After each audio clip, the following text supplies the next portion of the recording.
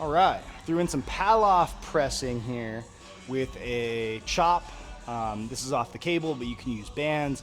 You can use body weight if you're against a surface that doesn't move, literally like a squat rack or a rig, and just kind of using that hip hinge and rotation to your advantage, or anti-rotation, I should say.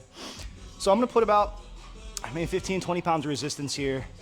The whole point of this cable system, especially as I push my hands forward, right at the midline, is as long as my knees are stacked, my hips are stable, my trunk wants to rotate. It wants to do that, genuinely. So I'm trying my best to keep this nice and tight as I sit back and push to not rotate, anti-rotation. Right? This is actually a lot of abs and core obliques if you're doing this properly. Now what I like to do when I'm in my fully extended range here is I kind of lean forward on the toes after about 10, 12 reps, and I turn them into chops. We can go the full 180 left to right, and look at my feet. My feet are just pivoting here.